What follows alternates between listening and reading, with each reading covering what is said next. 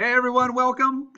We are in Unit 1, Topic B packet now for you. All right, there you go. Unit 1, Topic B, entrance slips. Okay, so we've been talking about this constant, and we're going to start to see a lot more vocabulary, that kind of synonyms that go along with it. So we have a constant, which means they are proportional. All right, and then what we're going to get into here is the fact of this unit rate. The unit rate is the exact same thing as a constant. So these are all synonyms, all right?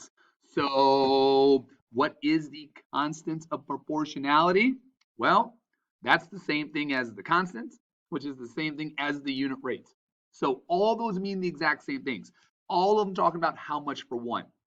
Now, we're starting to get into, well, last time you said they were always going to give me to an order. The X was always going to come first and the Y is always going to come second. Not anymore. All right, not anymore. So we've got to start looking at certain things. Like some things we need to start looking at is when we're doing our setup here, money is always going to be on top. All right, and time is something that's always on the bottom. And we're going to start getting into why that is the case over this next few days. So think about being at a store. How much money is it for 1 pound? Okay, money that's on top. Think about a car here. How many miles per hour? Miles and then the hours. The hours are on the bottom here. So because we've got money that's here, I need to put that up top in the numerator. All right, the 5 in the denominator. Constant proportionality, which means the same as the constant, which means the unit rate. It's all how much for one. So we're just going to divide. So you can think of it as doing $3.95 divided by 5. That's what we were doing for the constant before. Or the other way is it's how much for one. So the idea is what would you do to get from a 5 to a 1? Well, you would divide by 5. Either way, you're typing in $3.95 divided by 5. Grab your calculator, we punch that in, and here we go. So here's your constant of proportionality. Now, this is where the vocabulary gets into place.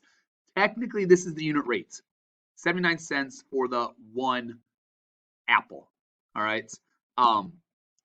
They want the constant of proportionality, which is just the original amount, the original constant, which means we leave out before 1, and it's just 79 cents. All right, so that's your constant of proportionality.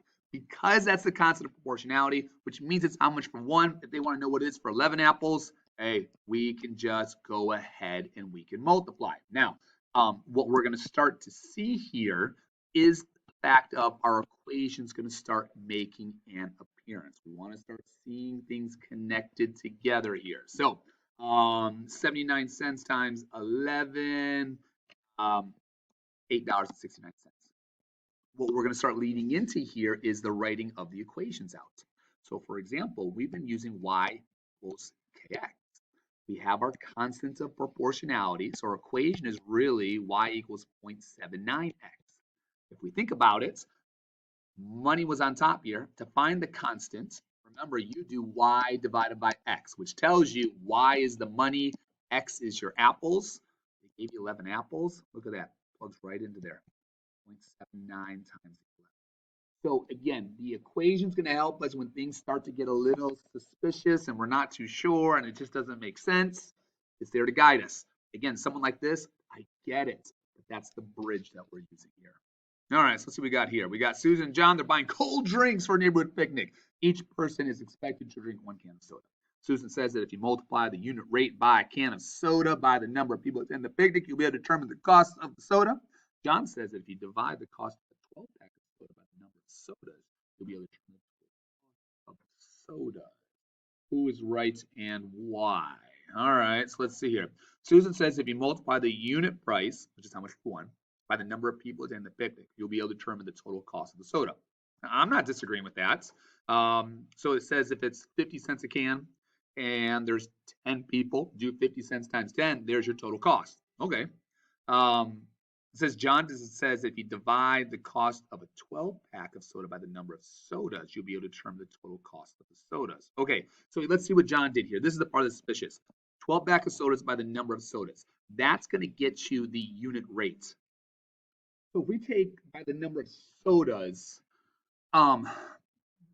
That's only saying if there's going to be the 12 people, the 12 sodas. That's how we're going to get how much it is for the one. So like if a 12 pack costs, let's just say $5, um, and there's the 12 sodas that are in there, we can do 5 divided by 12. That'll be figure out how much it is for the one. So the division is going to figure out how much it is for the one. In other words, we're finding the unit rates. So that's not going to get the total cost. We then would take that and then multiply it by the number of people that we're dealing with, which is what Susan said. So congratulations, Susan. I'm going with you. I'm saying that you're right. I'm saying, John, you are wrong. Go back and revisit what you are saying. Okay, so you are jumping on into classwork here, and yeah, take it away from there. We'll see you later.